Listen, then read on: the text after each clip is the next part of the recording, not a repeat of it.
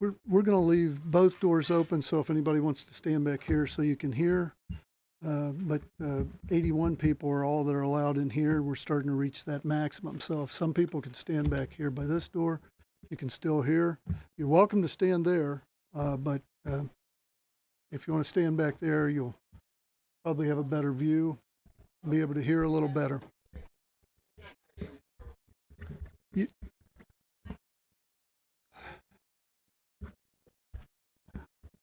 All right, let's try this again.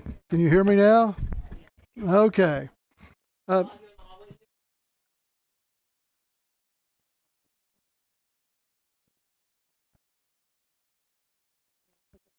We can set that microphone out there and they'll be able to hear.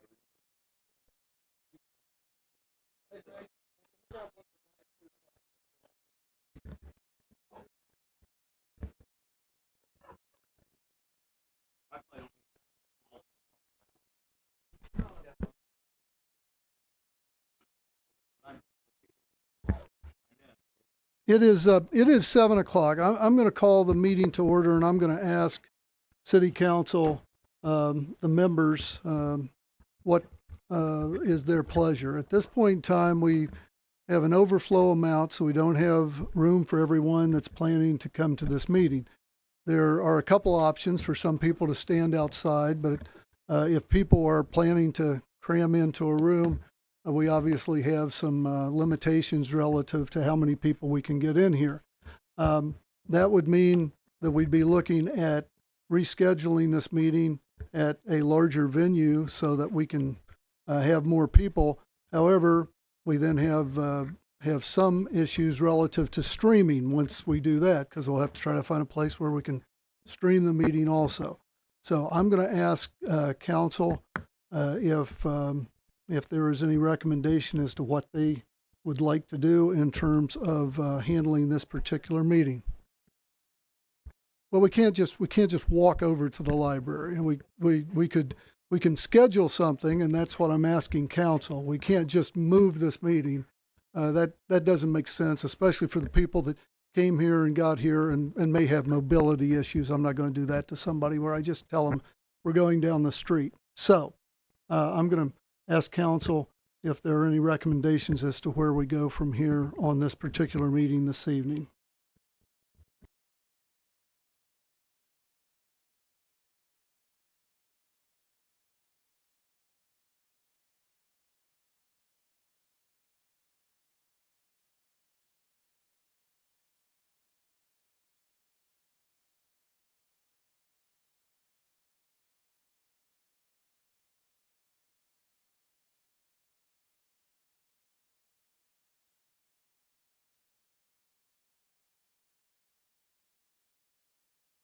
There's been a motion to move forward with the meeting in a second. The clerk will call the roll. Bennett? Yes. Payne? Yes. Barnes?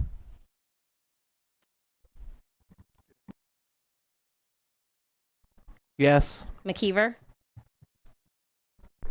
Yes. Dement? Yes. Preston? Yes. Prohl? No. Creed? Yes. There's been a motion. It has been voted on to move forward. However, if this is a safety issue and anyone from the department shows up or has any questions, they may have more of a say as to whether we're going to go forward with this meeting and whether the council does. However, at this point in time, there's been a motion. It has been seconded. It has been voted on. And we're going to move forward with the meeting at this point in time. We will, at the next time some of these issues come up, I will go ahead and take it on myself to make sure that we have that meeting at some place where there'll be more people that can get into the room to make sure everyone has their say. Apologize for not anticipating the size of the crowd. We knew there'd be several people, but didn't anticipate this many people. So I will apologize for council relative to that issue, but we will move forward based upon the vote that was taken by council here this evening.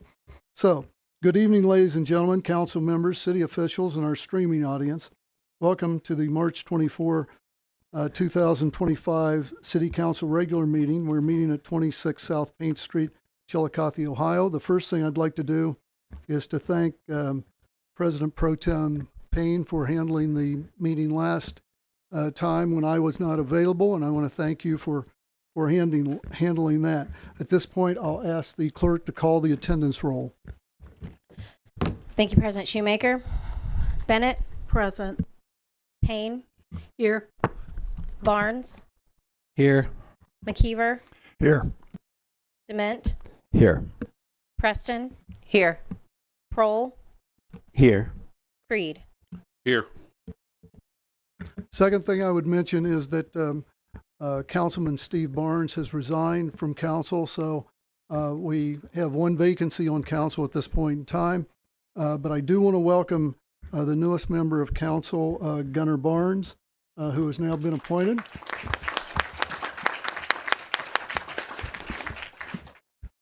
I would just mention that until Gunnar was on council, we never had this kind of turnout. I would now ask Gunnar to lead us in the Pledge of Allegiance.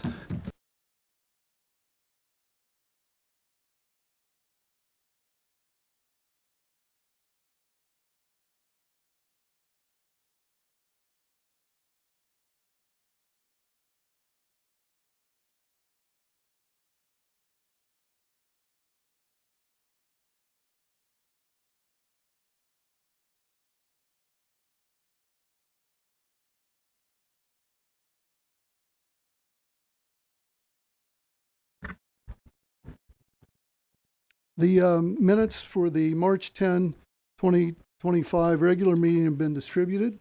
Are there any additions, deletions, or corrections? Hearing none, is there a motion to accept the minutes as presented? Motion by Ms. Payne, second by Mr. McKeever, and the clerk will call the roll. Bennett, Yes. Payne, Yes. Barnes, Yes. McKeever, Yes. Dement, Yes. Preston, Yes. Prohl, Yes. Creed. Yes. Minutes are approved. Now we'll move on to reports of committees. Development Committee, Mr. Dement. Thank you, President Shoemaker. Development has 3 items on tonight's agenda, all of them on last reads, items 7, 8, and 9. Item 7 is an ordinance to reappropriate funds that were appropriated in the 2024 budget and not yet spent or encumbered at the end of 2024. Item number 8 is the third reading of a resolution authorizing the mayor to solicit a firm to administer the 2025 and 2026 CDBG community grant programs. And the last item, number 9, is an ordinance authorizing the city auditor to create Fund 254, the Appalachia Community Grant Program, and accepting and appropriating the city's Appalachia Community Grant Program Award from the Ohio Department of Development in the amount of $34,819,990. And that concludes my report. Thank you. Thank you. Moving on to the Engineering Committee. Engineering Committee was chaired by Mr. Barnes. I have now appointed Mr. McKeever. I don't know that we have a report this evening unless he has something to add. Just so you understand, the way the rules of council work, if there is a vacancy in the chairmanship of a committee, I have to move someone up from that particular committee into the chairmanship, and then I can appoint to that particular committee. But that means that for the time being, a couple of council members are going to have, have 2 chairmanships. And so Mr. McKeever, I'll turn it to you. Thank you, President Shoemaker. Engineering hasn't had any committee meetings recently. However, we have two items on the agenda for tonight. Item number 2, which is a third read, a resolution consenting to the proposal submitted by the Ohio Department of Transportation to resurface a portion of US 50 beginning at South Watt Street and continuing east through the city. Second is a number 3, which is a third read, an ordinance appropriating funds to purchase 2 traffic controllers necessary for the Ohio Department of Transportation Bridge Street project. That concludes the report. Thank you. Finance and Technology Committee, Mr. Prohl. The Finance Committee has a few items on tonight's agenda. I want to draw attention to item number 13. At this time, it deals with authorizing the disposal of municipal properties through auction. I need to amend the current legislation that was presented and include with new legislation that includes the line stating that auctions will be administered by the city's auditor's office. This detail ensures that the auctions will be managed properly and the funds are being tracked. So I would like to make a motion at this time to amend item number 13 by substitution. You should have the replacement legislation, and it has that one line in it. Thank you. Second by Ms. Preston. The clerk will call the roll relative to the amendment to the ordinance. Bennett, Yes. Payne, Yes. Barnes, Yes. McKeever, Yes. Dement, Yes. Preston, Yes. Prohl, Yes. Creed. Yes. The ordinance is amended. Is there anything else, Mr. Prohl? That concludes my report. Thank you. Human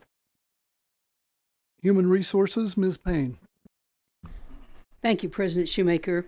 We did have a committee meeting March 12th. It was a third committee meeting on assignment 25-009, which is the establishment of seasonal pay scales for 2025.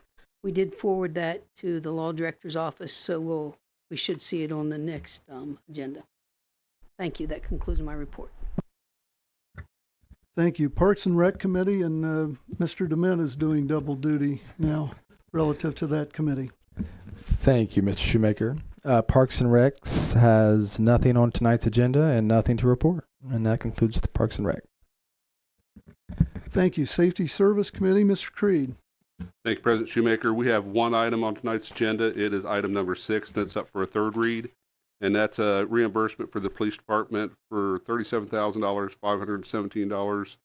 $517.03 for police training from the Attorney General's office. So appreciate everybody voting for that tonight. We had a committee meeting earlier this evening, covered 2 items in the Safety Service Committee. One was the non-bargaining pay for the safety services, chiefs, assistant chiefs, police captains. So we voted to move that forward. So that should show up on the next agenda. Next one was appropriation of unappropriated ARPA grant money. This money that the city received a few years ago, and we had $19,130.81 left over that we could spend this year for police salaries. So we voted to move that one forward as well. And while I'm talking, we also had a facilities meeting to appropriate $30,000 to look at existing or potential buildings for the condition of the buildings, layout, renovation possibilities. And the committee, which is the entire council, voted to move that one forward as well. And that concludes my report. Thank you. Utilities Committee, Mr. McKeever. Thank you again, President Shoemaker. Utilities has nothing to report for the committee meetings. However, we do have one item on the agenda, which is a third read for the first item on the agenda, which is a resolution authorizing the appropriate city officials to apply for Ohio Public Works Commission grant funds for the year 2026 and to enter into an agreement with the OPWC and accept grant funds if awarded. That concludes my report. Thank you. City Services Committee, Ms. Preston. Thank you, President Shoemaker. City Services has one item on the agenda this evening. It's for the Transportation Department. It's a third reading, a resolution authorizing the filing of applications and proposals with ODOT for grants through the U.S. Department of Transportation, Federal Transportation Administration. If awarded, executing contract with ODOT upon project approval and declaring an emergency. That is the only item we have on the agenda. Thank you. Thank you. Community Affairs, Ms. Bennett. Thank you, President Shoemaker. We have two things on the agenda tonight. Number 5 is the third reading of the ordinance appropriating $20,000 to unappropriate general funds for the Assistance House of Ross County. And number 11, the second reading of ordinance adding Chapter 555 prohibiting camping in the coherent ordinance of the city of Chiillicothe. And that's the end of ours. Thank you. Thank you. Next, we'll move to reports of officials. Mayor Feeney.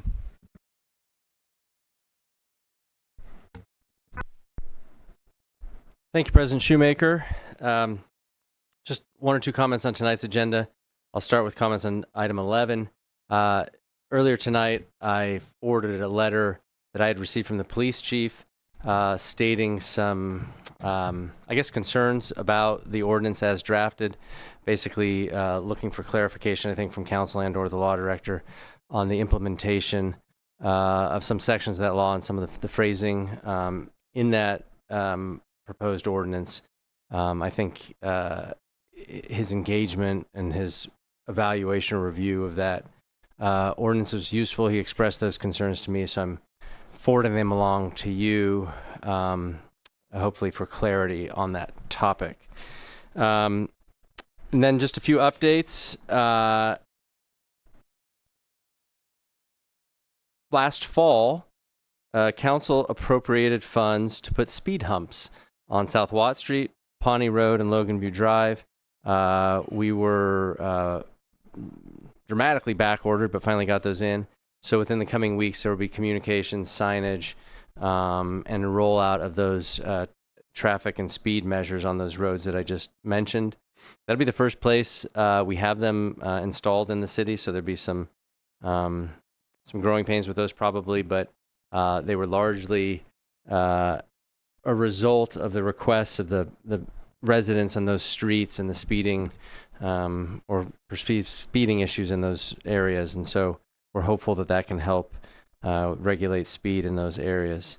And then just a couple items to wrap up. I'd like to congratulate Chiillicothe's own Javon Moffmer and his Liberty Flames for making it to the big dance this past week.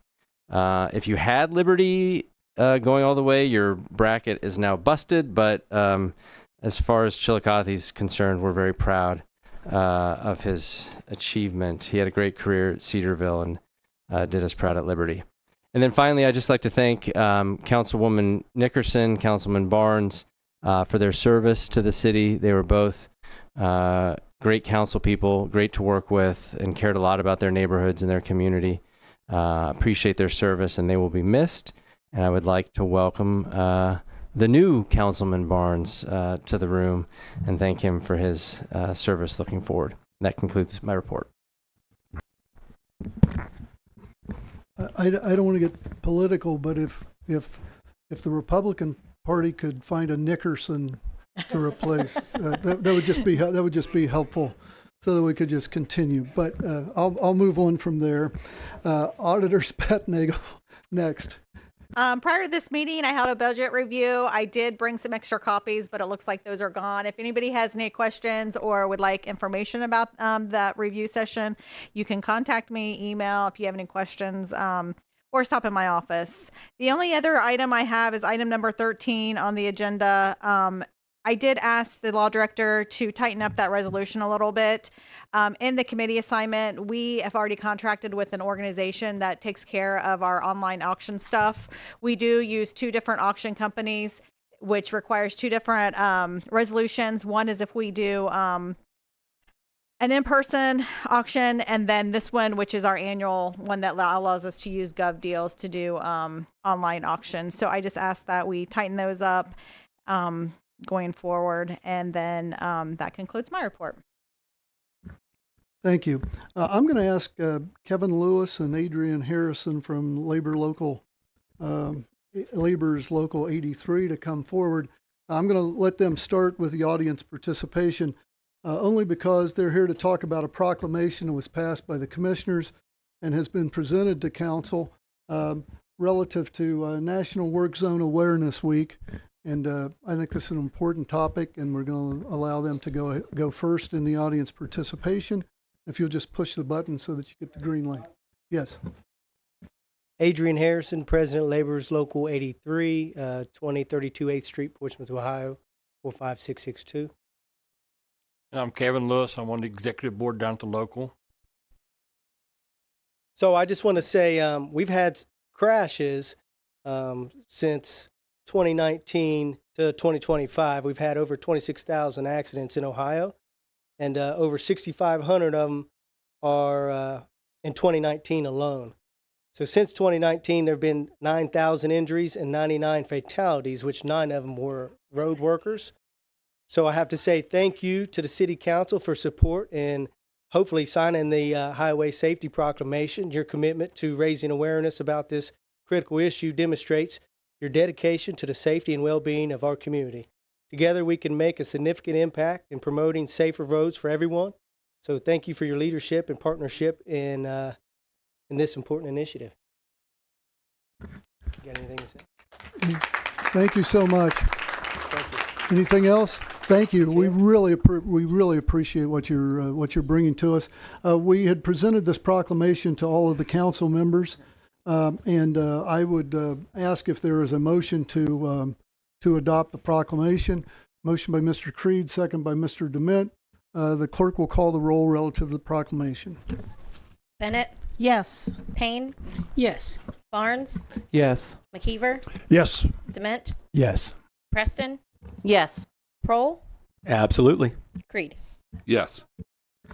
The proclamation is adopted. I will sign that and I'll get that to you. And we really appreciate it and very much concerned about the safety and health. So thank you so very much. Now we'll move on to general audience participation. Any person wishing to address council must first provide his or her name and address. Comments shall be limited to 5 minutes, and I will give you a warning when there is 1 minute remaining. Good evening, everybody. I'm Janet Griffith, 603 Comanche Road. I've lived there 50 and a half years. So anyway, and all of you probably know that I am vice president of the Caboose Trustee Board. I've been here speaking about the cabooses before, and that's what I'm going to speak about tonight. I know, and I'm thanking you for this time, by the way. Donna Stevens and John Stevens were the ones that were originally started the cabooses and remodeled them. They were wonderful people.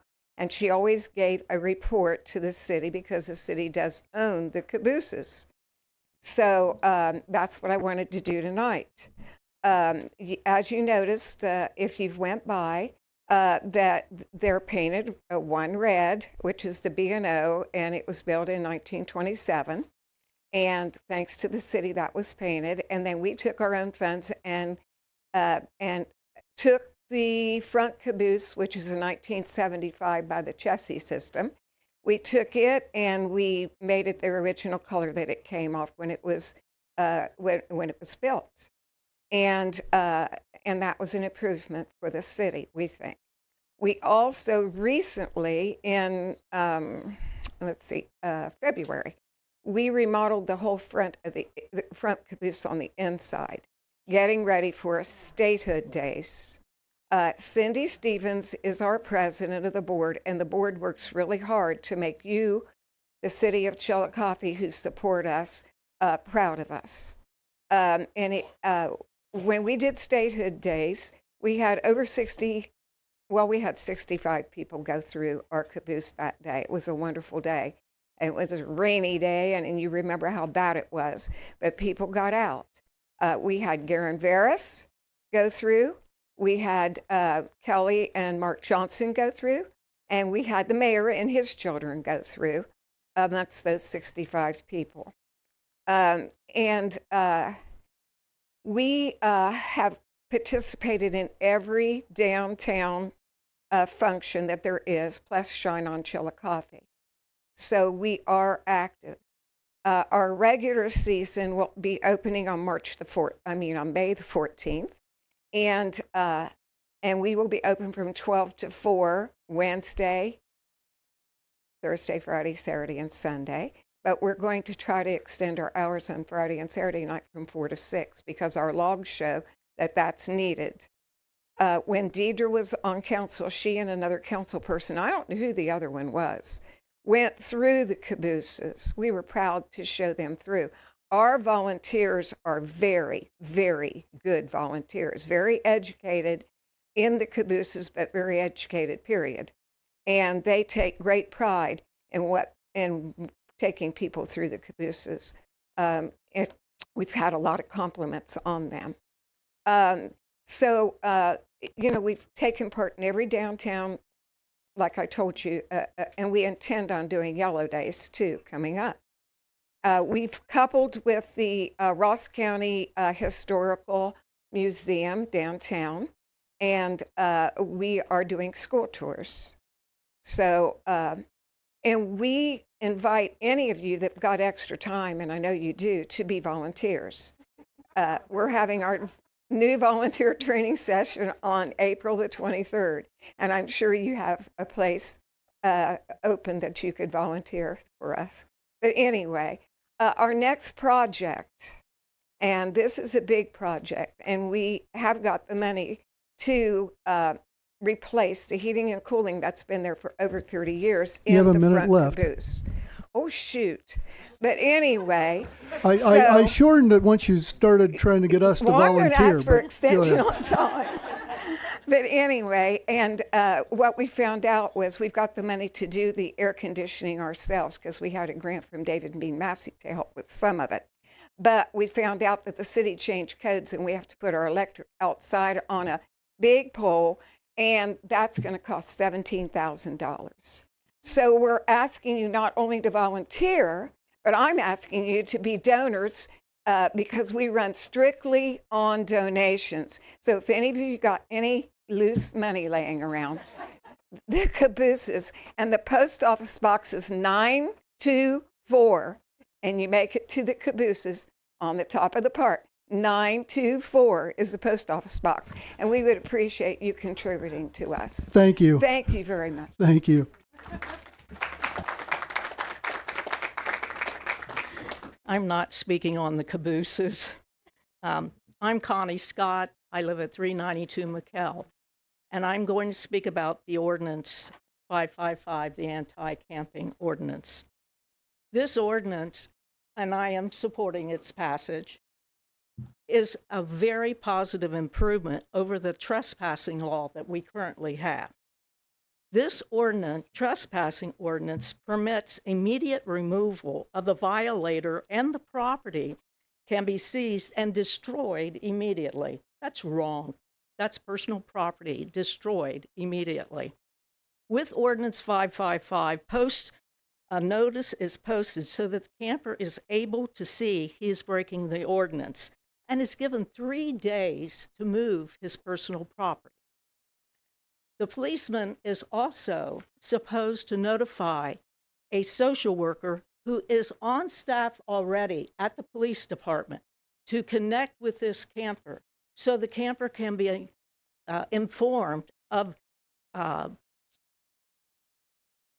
where they can get shelter, where they can get help. They have 72 hours to move their items. They have an opportunity to retrieve their personal items because the police they're extending themselves to collect these items after 3 days, take them to the police department and store them. Whether it's an envelope or a box, whatever the size is, I guess they'll have to do it.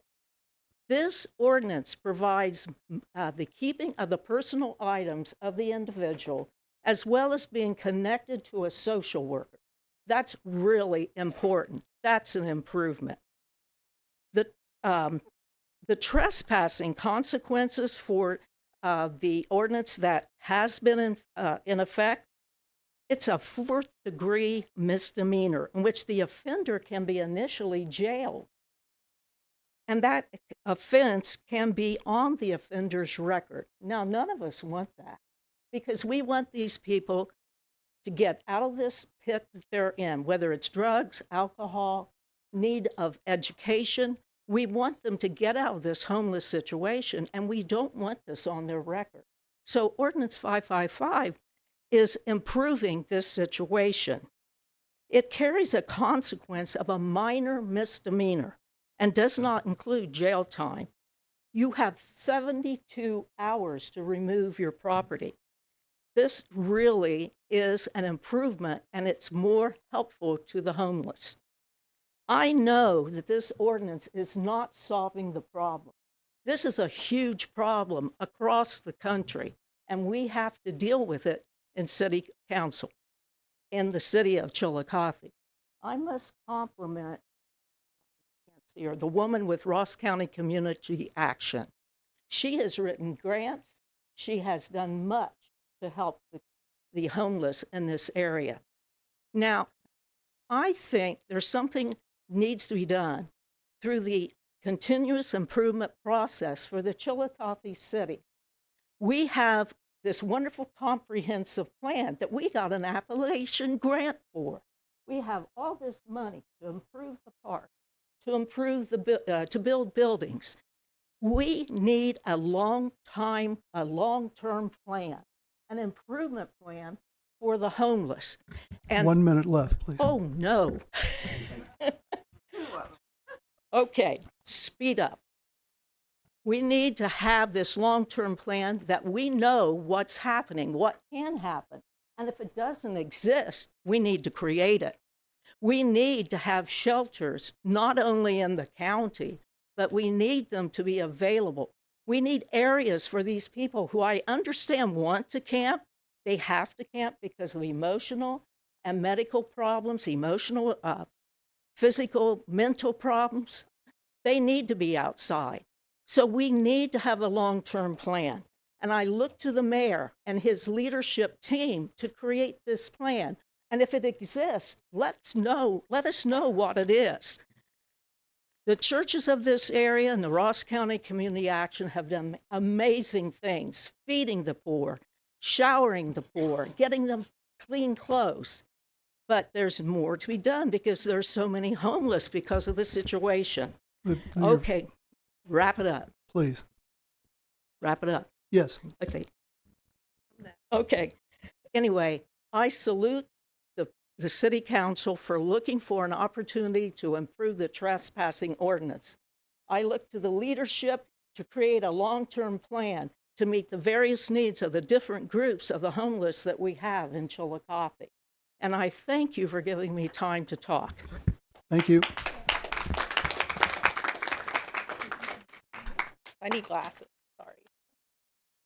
So, Name and address, please. Nancy Schaefer, 1697 Lundbeck. I asked a question a week ago because I didn't understand why there was so much opposition to this ordinance. Because the vagrancy law that's in place would remove them, they would go to jail. So this seemed like a better option for people who were staying in tents and who are homeless. So I asked an attorney, and this is what he told me. He said, these are the facts that are being ignored regarding the public camping versus existing legislation for criminal trespass. If council were to completely discard the proposed anti-camping legislation and go back to criminal trespass laws, violators could be hit with a fourth-degree misdemeanor, which is punishable by up to 30 days in jail and up to a $250 fine plus court costs. There is no provision in the criminal trespass statute that gives law enforcement the ability to assist violators into receiving housing services that are more widely available in Chiillicothe than anyone wants to talk about. The proposed legislation gives violators the opportunity to receive social services and assistance before any criminal penalty results. A potential violator gets a 72-hour notice to remove a campsite, and law enforcement shall, notify local social services agencies of the need, location, and identity of those requiring services. No one wants to talk about the fact that the proposed legislation requires law enforcement to assist proposed violators in receiving social services. That is nowhere to be found in the existing criminal trespass statute. If and only if a person does not remove the campsite and does not avail themselves of available services with a citation, will a citation be issued. Furthermore, the ultimate first and second penalty for a violation is a minor misdemeanor, which carries only a fine, no jail time, of up to $150. That is equivalent seriousness of a speeding ticket or minor traffic infraction. It simply does not get any lower in the category of offense in the state of Ohio. The committee that was tasked with putting this legislation together was appointed by the city council president. Not one of the committee members volunteered for this. Also, in the city park, both Chiillicothe High School and Unionota High School use the park's tennis courts as their home courts. It is not uncommon during school-sanctioned tennis matches for coaches and parents to be faced with removing apparent camping people from the tennis court area and shelters to allow the tennis matches to take place without interruption. This directly impacts those events and the children that participate in them. There is not one person on the Chiillicothe City Council who is undertaking this task with heartlessness or lack of compassion, and I thank you for that. The proposed legislation is directly opposed to that goal. The goal of the proposed legislation is to afford people in need of social services and give them 3 full days to take advantage of those services before a violation is ever filed. None of that exists with the current solution. So then I went on to do my own investigating, and I found out that 8 months ago, the Supreme Court ruled that cities have the right to enforce bans limiting homeless people sleeping in public spaces. This legislation is not punished, but instead it allows people enough time to get their belongings without fearing that they get tossed. It also allows officials to offer them assistance in finding the help they need, and it also stops the piles of trash that is left behind when a tent city exists. The current legislation even lowers the fine by $100. Sleeping in the park is neither safe nor sanitary for anyone who resides inside our city limits, regardless of how long they have been there. And I'm asking, didn't the city just pay $35,000 to clean up a homeless You have camp 1 minute. that became so filthy that it became a risk to the citizens living in our community? Is that true? Yes. So, okay, it was the county. That $35,000 could have been spent on a program that provided the homeless more choices. We as a community need to continue to focus on business development, job growth, and strong family presences in the core for community development. Thank you. Thank you. Hi, I'm Beverly Wilkes. I live at 156 Hanover Drive in Chiillicothe. First, I want to thank you all for your service. And I realize you all have really lived lives of service here in Chiillicothe and beyond. We've got in law, in police department, fire department, education, prison system, and the arts. I also want to thank you for helping fund the 24/7 shelter, the Community Resource Center, which is changing lives.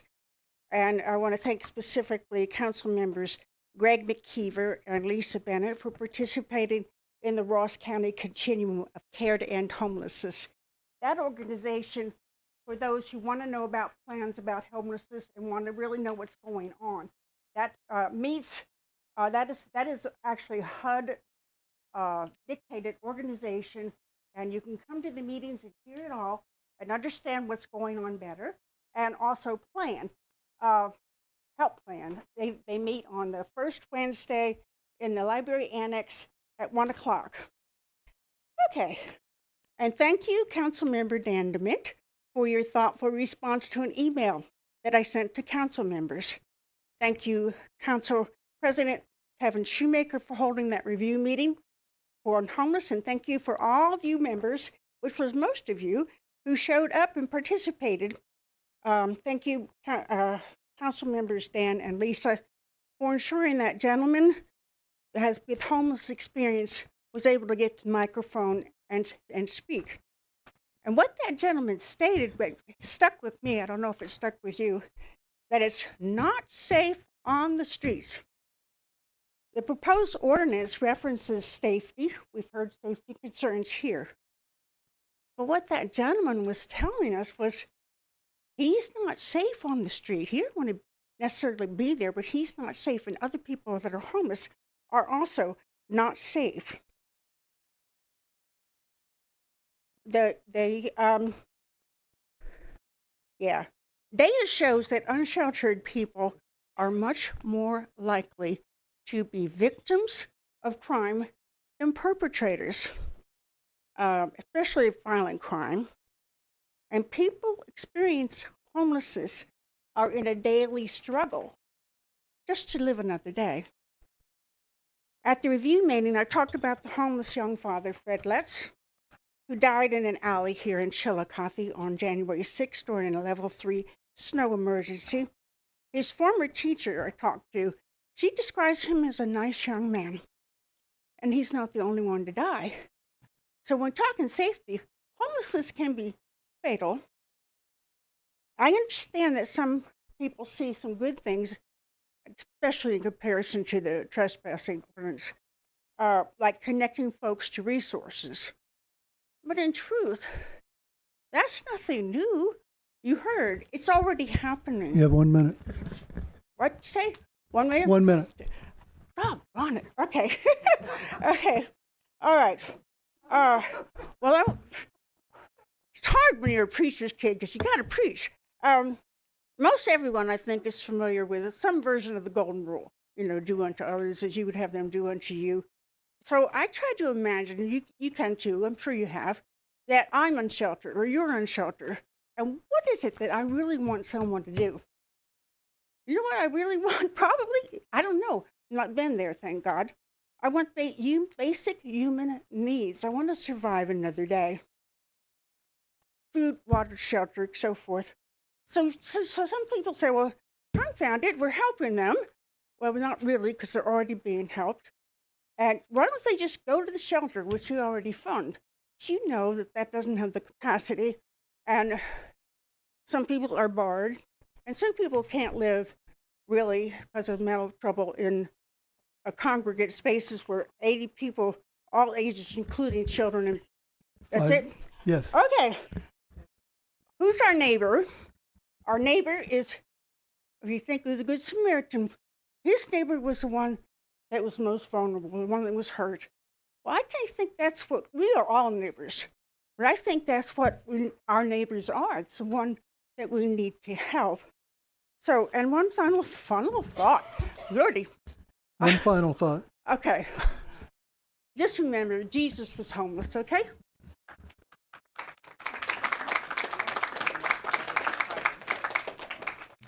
Good evening. Thank you for having me. Thank you for allowing me this opportunity to share some information, hopefully educational. We have some new members of council. My name is Melanie Euler.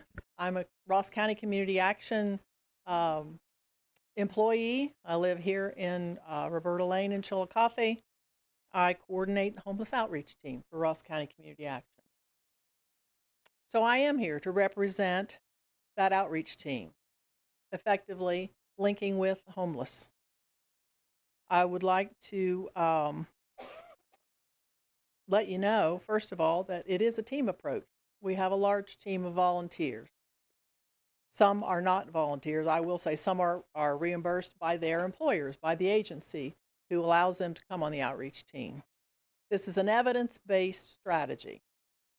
That makes a lot of difference. I'm not sure how familiar you are with strategies. Some are evidence-based, some are not. This is an evidence-based strategy. It's a team approach. Some of those team members include Ross County Community Action, besides myself, peer support, sojourners, Job and Family Services, Veterans Administration, the homeless liaison staff, which are social workers, Ross County Health District, law enforcement, treatment providers, and Ohio University nursing program. that offers nursing students that opportunity to learn more about homelessness and those folks that they will serve sometime. Community volunteers, including individuals in recovery, which might be a surprise to you. Those folks in recovery enjoy getting out. It's an opportunity for them to give back, which is super important when you're in recovery. And church volunteers, many church volunteers throughout our gracious community who provide not only supplies to provide needs of our homeless, but they provide sack lunches. We take a sack lunch every time we go out for homeless outreach. So what do? We meet them where they are. Where is that? Well, I can tell you almost assuredly there is no tent city in the city limits of Chiillicothe. We meet them where they are, whether that's a garage, a vacated garage, a tent, in their car. And we treat them respectfully. We treat them like human beings, like all of the rest of us desire to be treated. Every outing, we provide each individual with an outreach bag that has a lot of the supplies that I've listed is given by church members, church donations, community donations, large quantities of community donations, other opportunities from other organizations I'm not going to list here this evening. One important thing that we always give them is a large black trash bag. And you may remember me telling you this in the past. Everybody gets a large trash bag. What you may not be aware of is we've also coordinated with city service departments. So when those trash bags are filled and we educate and encourage the homeless to use those trash bags for the purpose of picking up their trash and cleaning up their site, if they put them near a receptacle, whether it's a park, whether it's the walking path near a trash receptacle, our city service department works alongside us to pick up that trash. Resources that we also provide is seasonal to some extent: bug spray, hot hands. We provide warm clothing in the winter, dry socks, very important, nail clippers. We provide assistance to apply for their SNAP benefit and keep their Medicaid up to date. Our collaborating partners go beyond the outreach team per se.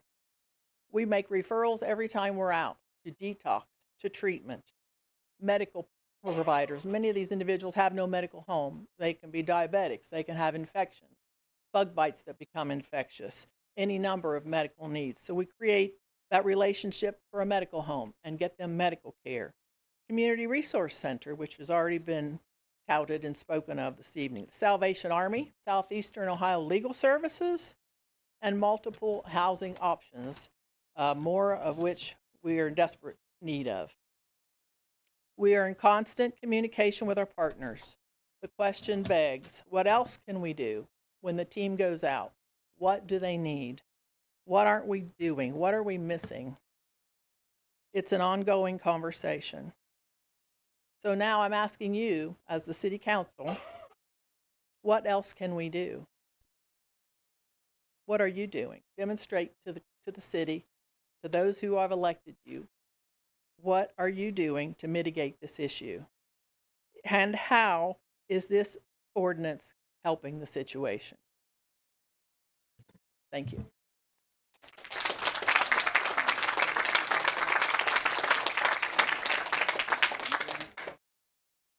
All right. Hi, guys. I'm Catherine Stevens. I live at 511 North High Street here in Chiillicothe. I, had a whole thing to say at the last review, but then also was told time and time again by multiple people, we have no solutions. So I attended the Ross County COC, which is Continuum of Care meeting with Julie Bolin. And then I had spoke with Melanie, and I actually went with Melanie on the last outreach thing that we did here in Chiillicothe.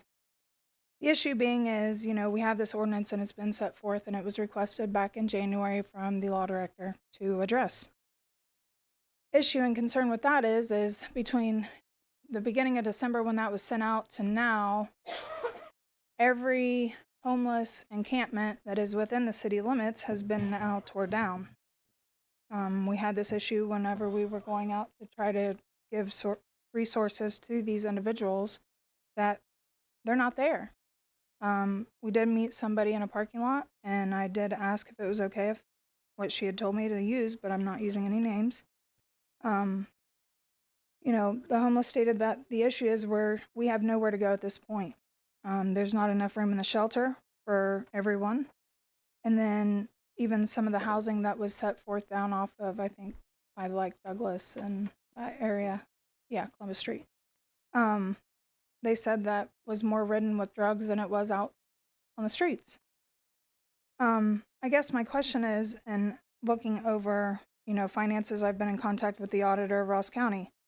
I have been in contact with Community Action. You know, we're spending $58.06 a day for them to be jailed when the homeless shelter approximated, you know, it's, hold on. So, you know, for a cot a night is $12. To sponsor a cot for a week might be $85. But if we're going to spend, you know, approximately for that one individual in that day of $26.25, you know, why are we not allocating different money to be spent somewhere else to help them?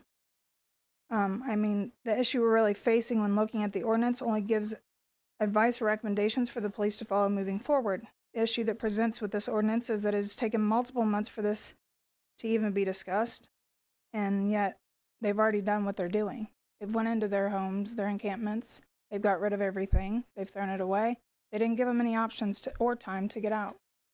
You know, we can sit here and beat a dead horse about this ordinance, but everything's already been done that they're going to do for the city. I know moving forward, possibly not, but, you know, looking forward for the goal, we need examples of incorporating homelessness and poverty, you know, designing public spaces for all people, creating open sight lines, incorporating social service kiosks possibly, providing bike repair stations, providing shade, providing places for daytime rest. Addressing homelessness and poverty is ensuing tenant protections, enacting strong eviction protections or rent control policies, developing affordable housing initiatives, providing access to social services and support program. You know, there's increasing the availability of affordable housing units. You know, zoning reforms and tax incentives are critical for encouraging the construction of affordable housing in high demand areas. You know, changing the model of the system. Clearly, we know that this isn't just a Chiillicothe issue. This is a nationwide problem. You know, we need to address like a housing first model. Okay. So, you know, we need to prioritize housing, finding them the proper place to go. But, you know, going in and just wiping them completely clean and saying, well, we're giving them 72 hours. The issue is they have nowhere to go. We don't have the resources. I've sat and asked a police officer for the resources, stopped over, he was sitting in the city park, asked him. And then they said, I think this lady behind me said that, you know, the social worker, well, she's only available Monday through Friday, 8 to 4. So I guess if you're homeless after 4 p.m., you don't really have much of a resource. So I think these are other things that we need to think about before we make a decision. And rather that is tabling it because the cops have already done what they're doing. That's not changing the matter of that, but we need to find a solution and work as a community to figure this out. It's not just write an ordinance, write tickets, and think that's going to solve the problem. And it's going to take all of you to be able to help do that. Thank you. Thanks. President Shoemaker, we've had 25 minutes of talk about this topic, and we're limited to 15. I would ask that we move forward with other public participation, please. If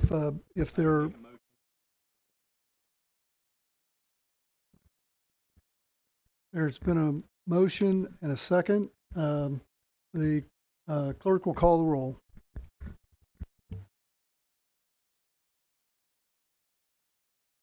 Bennett. Bennett.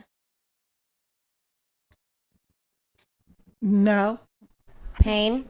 I'm going to say yes. Barnes. Yes. McKeever. No. Dement. Yes. Preston. No. Prohl. Yes. Creed. No.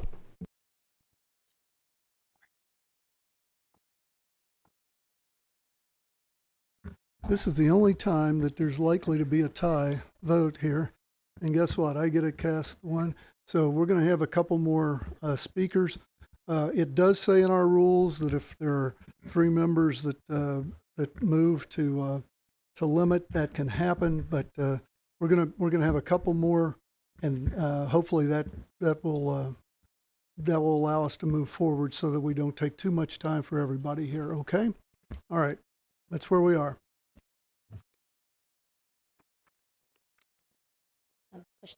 There it is. I have just okay. Nathaniel Elliott, 590 West 5th Street, apartment 6. This is not what I want to be doing tonight. I hate it, really. Dan, I know you feel me. I'm pretty sure most of you probably do. But I keep deciding that it's worth my time and energy to speak on this issue that worries me for this city, the camping ordinance. You on council have listened to a lot of talk about this, and maybe tonight you decide what to do with this legislation. If you don't know what I do, I'm a transportation planner for the paper mill. It's a management job, kind of boring. I've been in logistics for 10 years. Before that, retail management. Before that, I was briefly a teacher. I was raised by church pastors. I'm a political independent. This is just trying to get through this part. I've experienced times of unemployment and mental health crisis. I've had my life saved by firefighters and doctors, and I volunteer as a board member for the Paint Valley Adam H. And something I hope to do is to save a life as well, hopefully, with something that I do in my work. I've never worked for the city, but my Papaw Thurman served passionately as a councilman at large for many, many years. In my present job, I'm constantly making decisions, responding to hundreds of emails, and executing tens of thousands of dollars of shipments every day. These responsibilities are my job. The planning part of my job gets technical, but as with any planning-related decision-making, we operate within a framework. We have guidelines dictating how to set up transportation for our many orders. It's logic-based work. Now with Chapter 555, you've heard a lot of folks express what some call appeals to your humanity or emotional appeals. In management, however, emotions take a back seat to logic and reasoning. Some say business isn't about emotions, even though human beings are affected by business. Some of you may look at this issue from more of a business management point of view. And just like I have to rely on technical guidelines to do my job, you in city government rely on the law to keep your house in order, and it makes sense. We have a capable law director who represents the law and wrote Chapter 555 before handing it to council for consideration. And I imagine that it feels like that carries the weight of authority. But it's not the law director's job to legislate, that's council's job. Council has to own this, and if the city has operational trouble on account of what you decide to do with Chapter 555, you council members own it. It's not a quick, easy decision. If this ordinance passes as written and it hurts the budget, you own it. If it hurts people in this city, as you've been informed that it will, you own that. When the people of this city see the harm that's done and are dissatisfied with you, you own that. Each of you is a decision maker here, not the law director, not other people in your political party. It is you who have been hired by the public to take responsibility. If this passes and the ACLU gets involved and it turns into a costly court battle for the city, that becomes your legacy. I wouldn't want to be in your shoes, but I know I'd need to think in these terms if I were. Voting yes is not your only option. You can table this, you can vote no, you can pull out a pen and edit this thing. Mayor Feeney sent concerns about the language and concerns from our police chief that need taken into consideration before this legislation should be taken to a vote. Have 1 minute. The best option is to table it, then discuss it on public record with one another, consult experts, see what works in other cities, collaborate bipartisanly, and if you still think the city needs an ordinance about camping, while trespassing, littering, leaving out sharps, and burning trash are already covered by ordinances going back to the 1950s, then work together to find solutions that are both humane and logical. People have pointed out that there are some merits in some of the things that are said in the language as it's written, but that doesn't change the fact that it's flawed and you need to do more to change what's in there and make it right. Read up, discuss, take ideas back to the law director, write another draft, discuss it, change things, rewrite, do several drafts. It is a process. Get it right. Don't set the city up for disaster and lawsuits. Don't hurt people. Be responsible. Make decisions you can be proud of. Do the work. It's your job. That's the advice I'd want to hear and follow if I were in your shoes. Thank you for serving the city and listening today, as always. That's all I have to say. We're going to have one more person, so Feel free. Awesome. This is my first time doing this, so I'm sorry if I'm a little shaky. My name is Logan Hudson, and I'm here on High Street. Good evening, members of the council, fellow residents and neighbors. I'm a proud trans man, a resident of Chiillicothe, and someone deeply invested in the well-being of our community. I stand before you today to express my strong opposition to the 555 anti-camping legislation, which will only serve to criminalize and further marginalize some of our most vulnerable neighbors. Let me be clear, this legislation does not solve homelessness, it punishes it. It does not address the root cause of poverty, it ignores them. And it does not make our community safer, it simply makes it easier to look away. I work in Franklin County as a supervisor for an in-home kindergarten readiness program. Every day I witness firsthand how housing insecurity impacts young children and their families. Without stable housing, children struggle with education, parents face constant uncertainty, and the cycle of poverty deepens. Forcing people out of sight by criminalizing camping does nothing to address these issues. It only creates further instability. I think everyone here in this room can agree to all of those things. As a trans man, I am particularly concerned about how this legislation will disproportionately harm LGBTQ+ individuals or other folks in this city that are trying to access beds in existing homeless shelters. According to national studies, LGBTQ+ youth and adults experience higher rates of homelessness due to family rejection, discrimination, and lack of access to affirming services. I know some folks in today's world like that idea, but I'm terrified of it. When you introduce anti-camping laws, you're directly targeting a population that is already overrepresented in homeless statistics. You're making it harder for people like me, people who are often already fighting for dignity and survival, to find safety. I ask you, what happens when you remove people from public spaces without offering them somewhere else to go? I can't easily walk into a shelter and ask for the services that I need and get a fully warm response. When you fine or arrest someone for sleeping outside, you are not solving their housing crisis. You are adding legal and financial burdens to people already struggling. This does not reduce homelessness, it institutionalizes it. Instead of passing punitive legislation, I urge this body to prioritize real solutions. First, invest in Housing First initiatives, which provide stable homes without preconditions. Support these wraparound services that we've heard here today, such as mental health care, substance use treatment, employment programs, because homelessness is not a crime, it is a crisis of unmet needs. Engage with local organizations that serve these marginalized groups, including LGBTQ+ individuals, unhoused residents, other marginalized communities, to ensure policies reflect lived experiences. If those don't exist here in our town, which I know they do, there's still outside resources that are ready to talk about these issues in the Appalachian region. Criminalizing homelessness is not a solution, it is an adaptation of our shared responsibility to care for one another. I call on you to reject this legislation and instead commit to policies that prioritize dignity, compassion, and real change. Thank you. Thank you.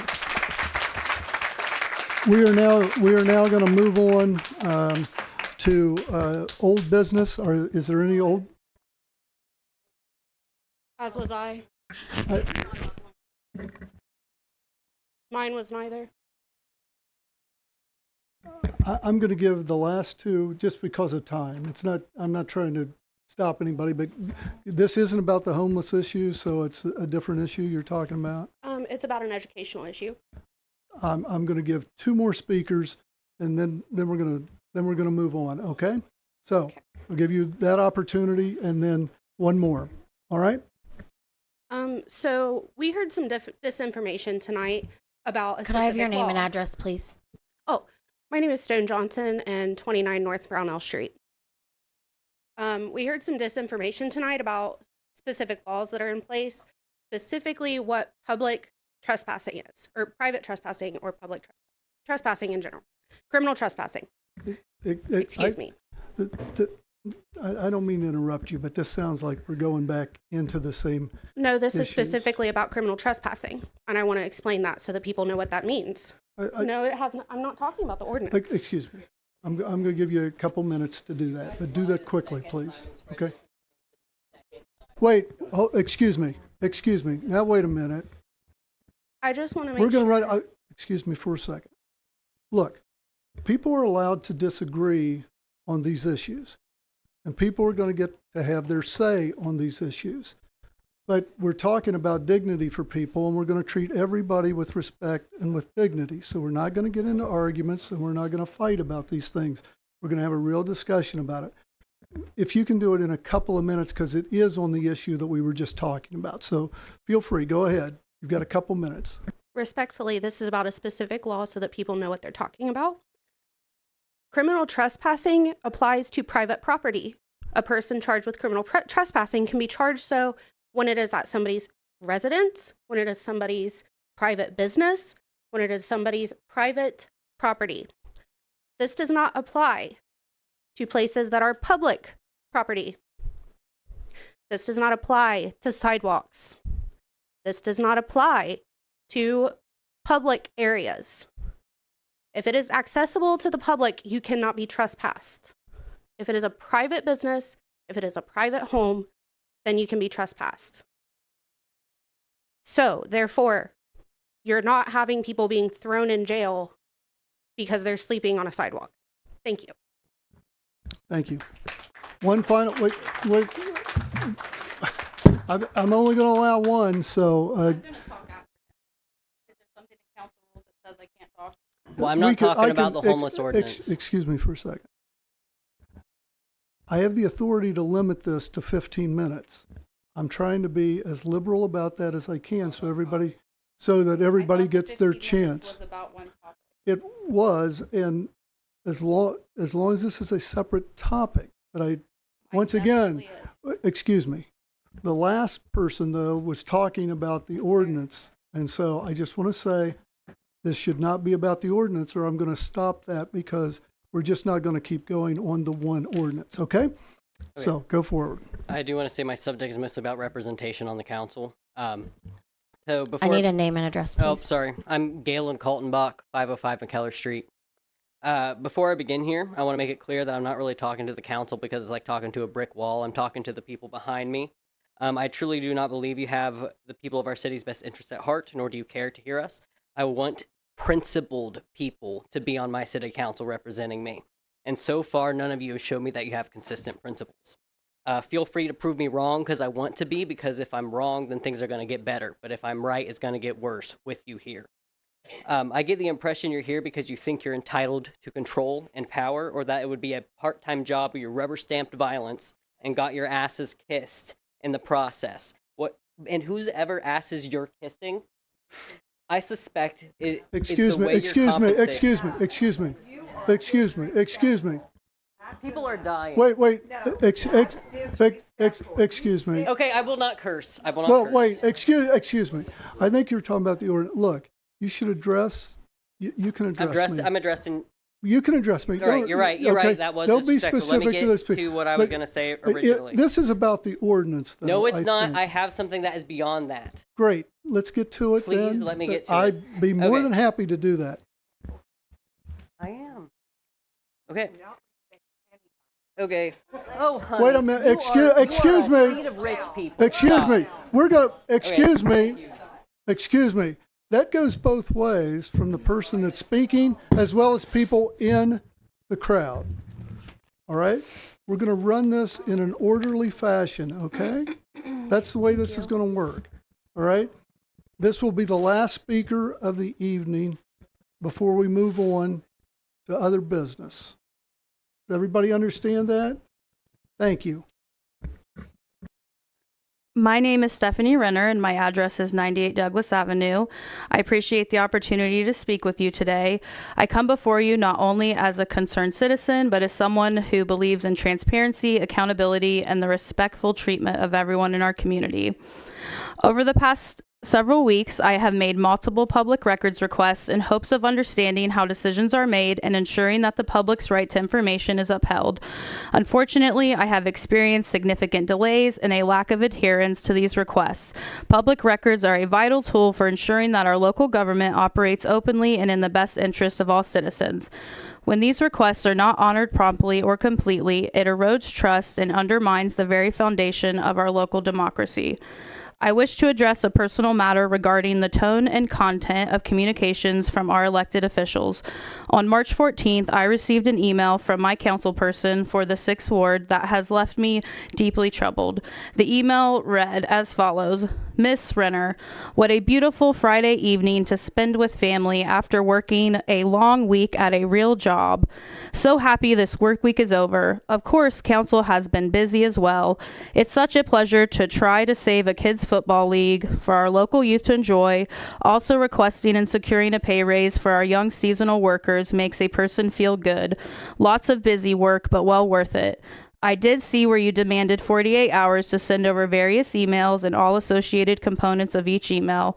Another way with which to send you mechanisms in the ORC 149.43 that lets a requester set an enforceable time limit overriding the statutory terms. To add to that, 48 hours isn't reasonable, and I was thinking more along the lines of 3 to 4 business days. I hope that clears things up. Thanks.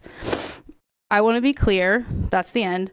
It is entirely acceptable to state that 48 hours is not feasible and that more time is needed to gather the requested information.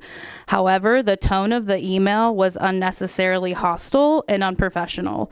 The implication that I do not work a real job or that council members themselves are not engaged in meaningful work was both hurtful and disrespectful. This message has left me feeling disheartened and genuinely confused, as it detracted from the constructive dialogue that is necessary for addressing public concerns. I understand that the responsibilities and pressures faced by elected officials are significant, yet it is during those most challenging times that we must hold ourselves to high standards of professionalism and respect. Our constituents deserve clear, courteous communication, even when our viewpoints differ or when operational timelines require adjustments. In light of these experiences, I respectfully ask that the City Council take immediate steps to ensure that public record requests are processed in a timely and complete manner, and that all communications with the public reflect the respect and professionalism that every citizen deserves. Our community deserves a government that is both transparent and responsive. By addressing these issues head on, we not only uphold the principles of accountability, but also foster a more respectful and effective dialogue between our elected officials and the people they serve. Excuse me. Thank you for your time and commitment to our community. I look forward to seeing positive changes that benefit all residents of our city. And I do just want to more off the cuff say that really hurt my feelings. Once again, that should be a communication with a council person. I think that it's important that everyone knows and all the other council people know that they were being very disrespectful and unprofessional. I think other people should know that. Let me apologize for the use of those words. I do apologize for that. We're going to move on now to old business and responses. Before you move on, I just want to make an announcement to everybody here. If you wanted to speak and were not able to, I have been recording the meeting and will continue recording. See me afterwards if you wanted to speak and were not able. Thank you. AJ Tainer, 81 North Paint, Apartment 2B.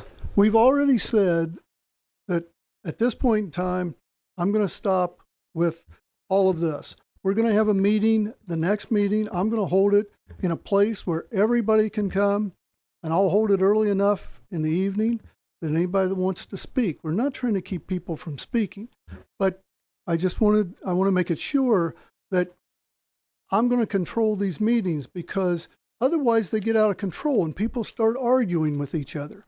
And if anybody thinks that's helpful to this process, they are wrong. Okay? So what I'm going to say is we're going to move on to old business and responses. Obviously, you can record whatever you want. And we're going to move on now and ask if anybody on the council has any old business to bring before the council. Mr. Prohl. Hi there.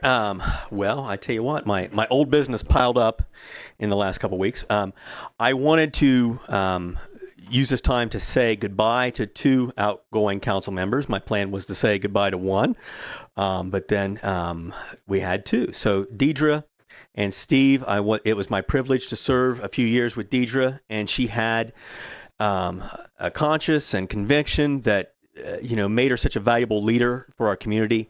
She was always there for encouragement and insightful opinions, and I have missed her this past year as she took time to spend with her ailing mother, and I'm deeply saddened by that passing, and my thoughts are with Deidre for that. And I tell you, such a good person, and I really do miss her on council. And now that she's stepping away from council, I wish her all the best. And I know that more adventures await. I also wanted to say that I didn't get to work with Steve Barnes for long, but in that time we shared on council, I enjoyed his positive attitude and his warm personality. He, joined and took it all in stride, and I really appreciated my time with him. Steve served his community as a firefighter, and council was kind of an extension of that service to his community, and I hope he enjoys his much-deserved retirement. Such a great guy, and I wish you both, Steve and Deidre, I wish you both the very best, and I thank you for your service, and I thank you on behalf of this community, because what you do matters. Thanks a lot.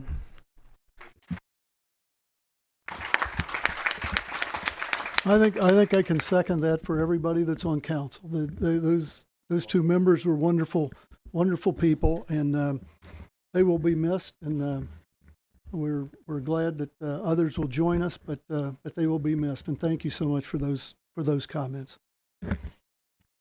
Next, we'll move on to petitions and correspondence. Thank you, President Shoemaker. I've not received anything. I know council has received at least a couple of letters today requesting that the ordinance that's been discussed tonight that be tabled, and then we also have that correspondence that came from the police department, and I'll have those letters available here with the information about this meeting today. With that, we're going to move on to the reading of ordinances and resolutions.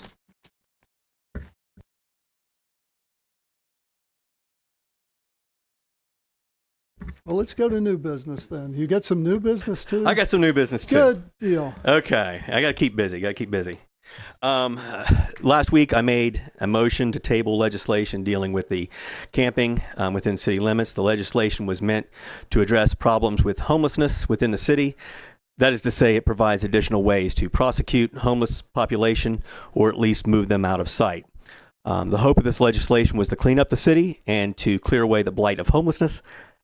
What it does is nothing near addressing the root causes of homelessness or offer a path out of homelessness. The legislation, we can, allows us to criminalize poverty. It does not end homelessness. It does not reduce homelessness. It will not result in a cleaner city. It is, however, going to be a cost to the city and its resources to enforce this and maintain this ordinance. Now, I'm all for people being held accountable for their actions, but I can't abide people being accountable for situations outside their control. It would be nice if people would pick up the messes that they made, but the ordinance is not about litter. It would be nice if people could break free of the chains of addiction, but the ordinance is not about drug trafficking or addiction. This is about taking from people who have nothing because we lack the courage to offer real solutions that might require us to make some sacrifices, even out of our own lives. The people in council, I respect these people. They're my friends. They're my, co-counsel. They are not doing this, in my opinion, to bring any harm to people or the city. But they've started down a path, and I believe that path leads nowhere. And I want to offer a way back, and that is why at this time I would make, once again, a motion that we table this legislation so that we can come up with something better in the future, something that can truly address the situation and offer better options and more input and collaboration with the citizens of the city of Chiillicothe. So I make this motion that we table this legislation. Is there a second to the motion? I second the motion. Clerk will call the roll. Bennett. No. Payne. No. Barnes. Yes. McKeever. No. Dement, No. Preston? No. Prohl, Yes. Creed.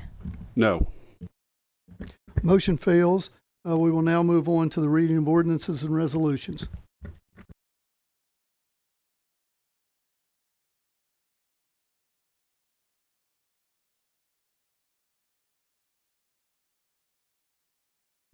Thank you, President Shoemaker. We have 13 items on our agenda this evening. Item number 1 is the third reading of a resolution authorizing the appropriate city officials to apply for Ohio Public Works Commission grant funds for the year 2026 to enter into an agreement with the OPWC and accepting grant funds if awarded. Clerk will call the roll. Bennett, Yes. Payne, Yes. Barnes, Yes. McKeever, Yes. Dement, Yes. Preston, Yes. Prohl, Yes. Creed. Yes. Resolution is adopted. Next resolution. Item number 2 is the third reading of a resolution consenting to the proposal submitted by the Ohio Department of Transportation to resurface a portion of US 50 beginning at South Watt Street and continuing east through the city. Clerk will call the roll. Bennett, Yes. Payne, Yes. Barnes, Yes. McKeever, Yes. Dement, Yes. Preston, Yes. Prohl, Yes. Creed. Yes. Resolution is adopted. Next ordinance. Item number 3 is the third reading of an ordinance appropriating funds to purchase 2 traffic controllers necessary for the Ohio Department of Transportation Bridge Street project. Clerk will call the roll. Bennett, Yes. Payne, Yes. Barnes, Yes. McKeever, Yes. Dement, Yes. Preston, Yes. Prohl, Yes. Creed. Yes. Ordinance is adopted. Next resolution. Item number 4 is a resolution authorizing the filing of applications and proposals with the Ohio Department of Transportation for SFY 2027 grants through the U.S. DOT Federal Transit Administration as authorized under federal transit laws as codified 49 U.S. Section 5311, formula grants for rural areas, and the Ohio Transit Partnership Program grant, both in Ohio's Rural Transportation Program and grants authorized under federal transit laws as codified 49 U.S. Section 5339, grants for buses and bus facilities, Ohio's Bus and Bus Facilities Transportation Program, accepting such grants if awarded, executing a contract with ODOT upon project approval, and declaring an emergency. Clerk will call the roll. Bennett, Yes. Payne, Yes. Barnes, Yes. McKeever, Yes. Dement, Yes. Preston, Yes. Prohl, Yes. Creed. Yes. Resolution is adopted. Next ordinance. Item number 5 is the third reading of an ordinance appropriating $20,000 from unappropriated general funds for the Assistance House of Ross County Incorporated. Clerk will call the roll. Bennett, Yes. Payne, Yes. Barnes, Yes. McKeever, Yes. Dement, Yes. Preston, Yes. Prohl, Yes. Creed. Yes. Ordinance is adopted. Next ordinance. Item number 6 is the third reading of an ordinance accepting and appropriating Attorney General's Office reimbursement funds received as reimbursement for police training in the amount of $37,517.03. Clerk will call the roll. Bennett, Yes. Payne, Yes. Barnes, Yes. McKeever, Yes. Dement, Yes. Preston, Yes. Prohl, Yes. Creed. Yes. Ordinance is adopted. Next ordinance. Item number 7 is the third reading of an ordinance reappropriating funds that were appropriated in 2024 budget and not yet spent or encumbered at the end of 2024. Clerk will call the roll. Bennett, Yes. Payne, Yes. Barnes, Yes. McKeever, Yes. Dement, Yes. Preston, Yes. Prohl, Yes. Creed. Yes. Ordinance is adopted. Next resolution.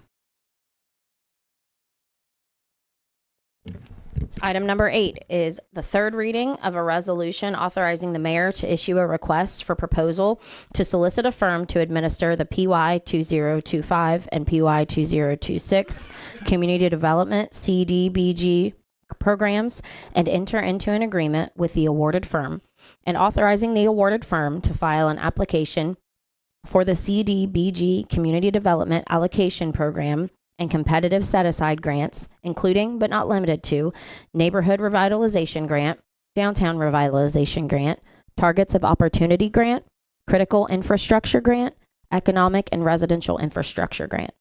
Clerk will call the roll. Bennett? Yes. Payne? Yes. Barnes? Yes. McKeever? Yes. Dement? Yes. Preston? Yes. Prohl? Yes. Creed?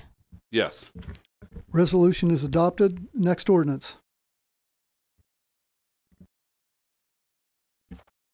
Item number 9 is the third reading of an ordinance authorizing the city auditor to create Fund 254 Appalachian Community Grant Program and accepting and appropriating the city's Appalachian Community Grant Program award from the Ohio Department of Development in the amount of $34,819,990. Clerk will call the roll. Bennett? Yes. Payne? Yes. Barnes? Yes. McKeever? Yes. Dement? Yes. Preston?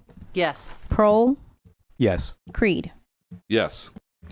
Ordinance is adopted. Next resolution.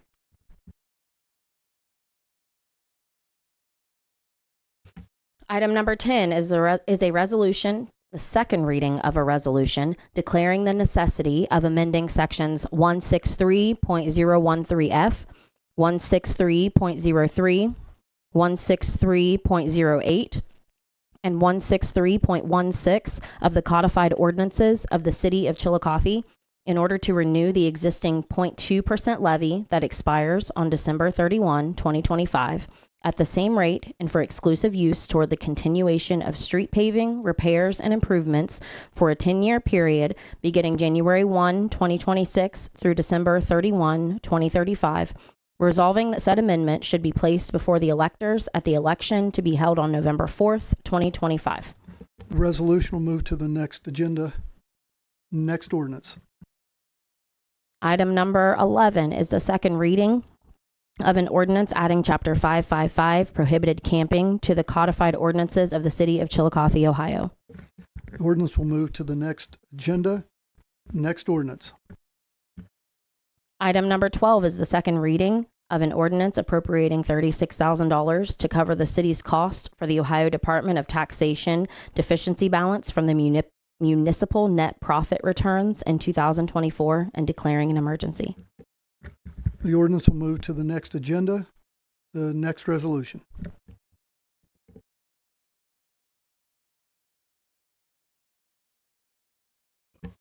Item number 13 is the second reading of a resolution authorizing the disposal of municipal property that is not needed for public use or is obsolete or unfit for the use for which it was acquired in accordance with Ohio Revised Code, Section 721.15, by way of auction and declaring an emergency.